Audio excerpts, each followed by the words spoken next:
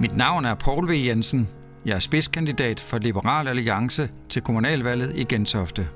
Gentofte har været min by i mere end 20 år, fordi jeg sætter stor pris på den skønne natur og nærheden til Københavns mange kulturelle tilbud. Jeg er bankuddannet og har tidligere været filialbestyrer i Nordea i Brønshøj. I 1992 grundlagde jeg IP Administration, som nu har 40 ansatte. Gentofte er kendt som en borgerlig kommune. Alligevel er kommunens budgetaftale ræverød, og det offentlige forbrug alt for stort. Vi kan ikke godkende et anlægsregnskab, hvor som vi politikere ikke har haft en kinamands chance for at kunne kontrollere overforbruget og de ekstreme budgetoverskridelser, som vi i denne sag har været vidne til.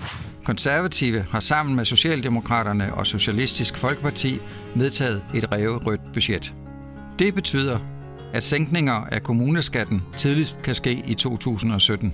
Samtidig bruger man penge på unødvendige prestigeprojekter som den nye genbrugsstation. Anlægs- og driftudgifterne var blevet halveret, hvis kommunalbestyrelsen havde sagt ja tak til Lyngby-Taarbæk Kommunes tilbud om en fælles løsning.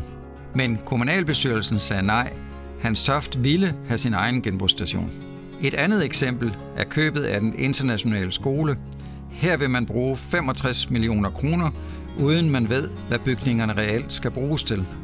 Mener du heller ikke, at dine skattepenge skal bruges på prestigeprojekter, og at et budgetforlig, som udelukker skattenedsættelser, ikke er liberal politik? Så stem personligt på Poul V. Jensen til kommunalvalget. Jeg vil føre ægte liberal politik i Gentofte. Gentoftes borgere fortjener bedre.